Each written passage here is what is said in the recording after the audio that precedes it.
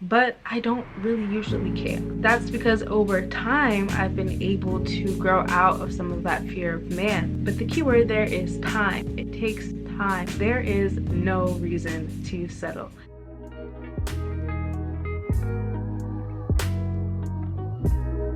Hey y'all, welcome back. So today we are going to be talking about things that you need to leave in 2022. It's crazy to even say that it's already 2023, but y'all, the new year is upon us. If you were here last week, you know that we discussed how to keep up with those 2023 goals. But today we are going to end our little New Year's series with things that you do not, I repeat, do not want to be bringing into this next year. So number one, settling. Y'all, I just don't think that it is necessary to bring settling into this next year. I'm at a really interesting point in my life, getting kind of closer to the end of my college career and starting to think about, what am I going to do in the next years? What am I going to do for my career? What am I going to do in my personal life? And the more I think about it, the more I realize there is no reason to settle. God is the one who supplies all of our needs. He's the one who's gotten us to where we are now. So you can really trust that He will take you to where you want to be, and there's no reason to settle because of that. Even if you are not a religious person, I think that through social media and having access to the internet, we've all had the privilege of seeing the amazing things that life has to offer, and there's no reason to accept less for yourself. Whatever you accept is what you're going to get most of the time. So always expect the highest for yourself, whether that's how you carry yourself or the things that you want to see in the new year. And with that settling, y'all, when it comes to relationships, because I feel like that's the context that it's mostly talked about, if you need to, look up bare minimum on TikTok or something. I don't know. But y'all at least have that baseline for those romantic relationships and the friendships that you have in your life, because we do not need to be settling in 2023. We do not need to be treated less than we deserve to be treated, and we do not need to be in deep relationships or friendships that are ultimately super hurtful to our souls and to our spirits. So if y'all want a discussion with a little bit more detail about that, make sure to let me know by reaching out to me. But y'all, make those bare minimum things for yourself. Write down a list even of your non-negotiables, just in all of the areas of your life, and expect that to be met. And it will be. It might take some more time than settling, but in the long run, it is always better to wait than to settle.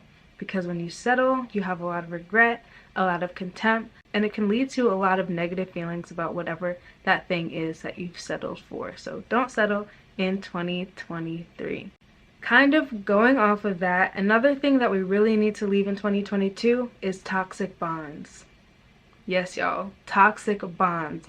Please, we have to let them go. A lot of the times we'll realize, or it'll be revealed to us, that something just is not fitting right in our life. I don't really love the statement of, oh, something isn't serving me anymore, because people aren't in our lives to serve us. We are in people's lives to serve them, and if they serve us, that's a beautiful thing. But people's purpose, people aren't our servants. So I don't like that.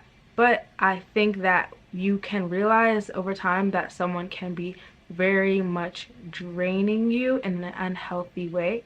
And once that happens, y'all, it becomes a toxic bond.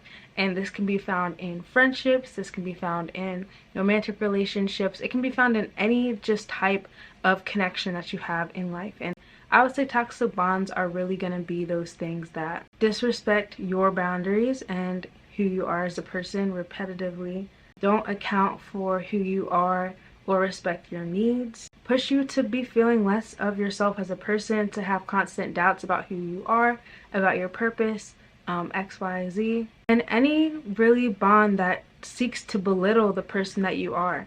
Literally, when you think of something that's toxic, when you think of a toxic formula, a toxic substance, you think of something that will make something sick, something that will infect, something that will destroy. And so in a similar way, when you have those toxic bonds, it can start to kind of corrupt your person, corrupt the person that you are from the outside in.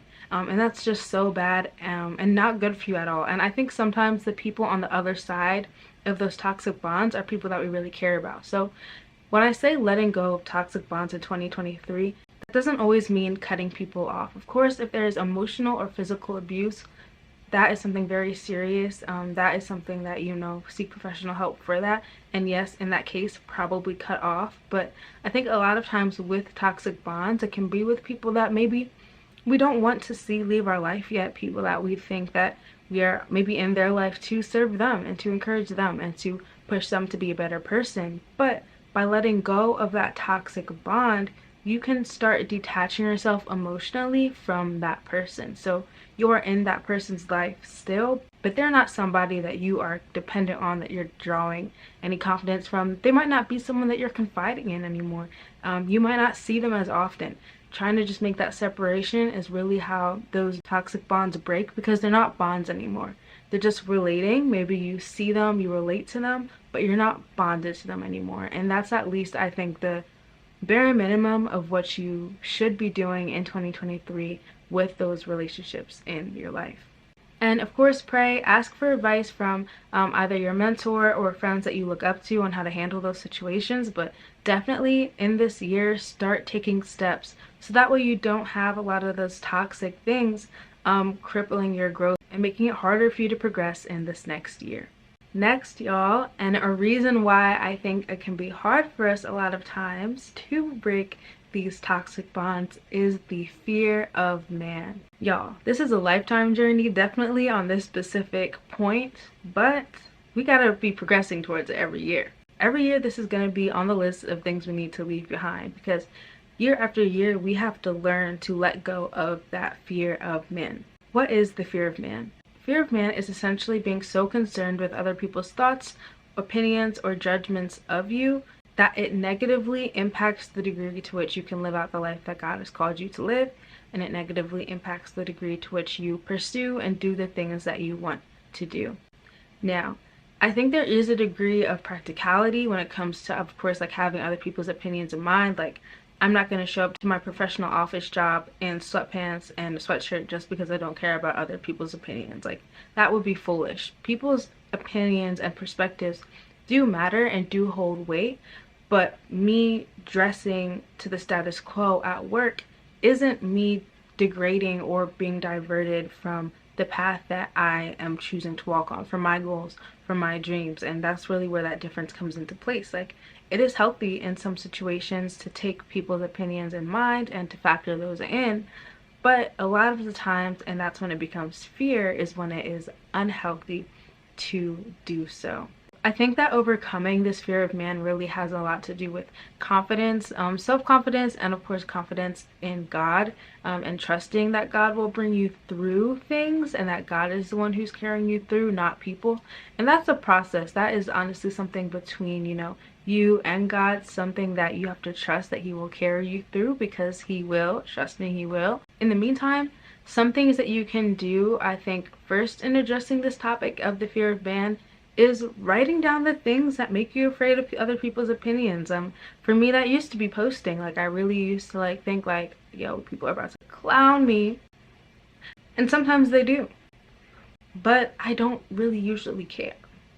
And that's because over time I've been able to grow out of some of that fear of man. But the key word there is time. It takes time. But as you're going on that journey, first just start off writing out, what are the things that make me afraid of other people, afraid of judgment, whether it's bringing up the fact that you're a Christian, bringing up your faith.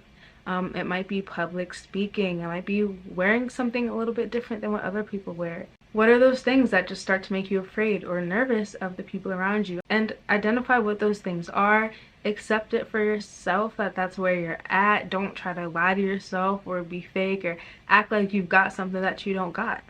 It's okay. There's a lot of things that we don't got. We're people. That's okay. It's part of the journey. But I think it is really important and actually will ironically help your confidence if you start to kind of pinpoint and realize those things that you are insecure about or that do cause you to kind of fall into that fear of man. And once you've identified those things, tell your close friends, like talk about it with somebody, pray about it, read the Bible, and as you're reading, I promise scriptures will just start popping out to you that address that topic or that address principles that can help you battle those insecure thoughts. And with that, as you're just going throughout your day, now that you've identified those things that make you afraid, they'll kind of start to pop out to you more, you'll notice. And as they do, be really intentional with battling back, with fighting back. For example, if you're really afraid of like public speaking or speaking in conversations in general, maybe you're having a conversation and that thought starts to hit you like, oh, these people think I'm weird. They think my voice is weird. XYZ. Say, no, that's not true. Start doing that in your day-to-day life, and I promise you, you will see a difference. Fight back. You got this. Fear of man is going down in 2023. And y'all, these points all really tie in together. The next thing that you really need to leave in 2022 is self-doubt. Y'all heard me. Self-doubt has to go. It has to go, because it really is that thing holding you back from you now and you where you want to be. If you don't believe, you will not get there. So I was reading in Psalm 31 and in Numbers, and I'm gonna put the references up here somewhere for y'all to read, but essentially in Psalm 31, the author, David, was essentially just saying like, this XYZ bad thing is happening, but as for me, I will trust the Lord.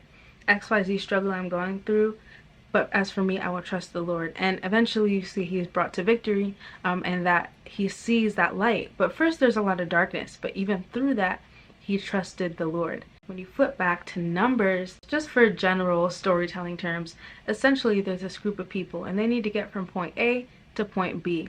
And they're kind of just nervous. At point B, there's a really big barricade to getting there. There's basically just these people that they would have to fight, and these people are super strong, and it's just not looking good for them at all. People had sent spies into the land where those scary people were at to kind of gauge the situation, and the spies came back and told the people, y'all, like, we've got this. God is on our side. The people are actually going through some weaknesses right now, like their defenses are down, and it's the perfect time. God has made a way. But the people are so afraid and just so used to what they're used to. They're like, no, like, get away. Like, we are not about to do this. We're not about to fight them. We're just going to go back to where we came from. Even though where we came from was terrible and we were in bondage, we're just going to go back there because we don't trust that we can actually make it through. And that trust, y'all, is critical, because they did not trust. They did not take the opportunity that was made for them, and they did not reach their purpose in that generation. And that really shows that it all starts on the inside, because yes, their enemies were stronger than them, they were bigger than them, but they had a way, they had an opportunity, but because of what was inside, because they didn't trust on the inside, they never saw that victory. And I think, y'all, that that is something that a lot of us can deal with as well. Yes, of course, like in the context of that situation, it was trusting in God, and we see that a lot in our own lives as well. Like, Lord, do I trust you to make a way? Do I trust that you're actually going to carry me through? And having that trust, y'all, really is the difference a lot of the times between us seeing victory or not, between us seeing change or not, between us praying or not. Because if I don't actually trust God, why would I pray? You know, but when you really do trust, that's when those actions start to move. So that principle is super important, even when applying it to the goals that you might have for your life. If you don't trust that you can start that business, of course you're never going to start it.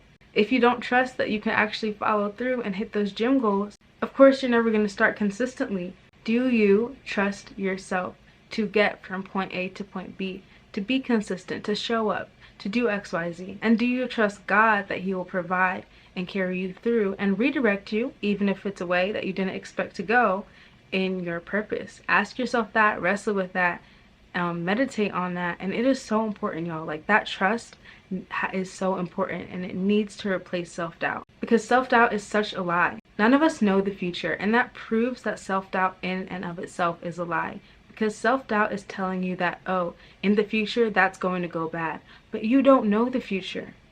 You don't know it. So self-doubt trying to confirm a negative future reality for you in and of itself is a lie, y'all.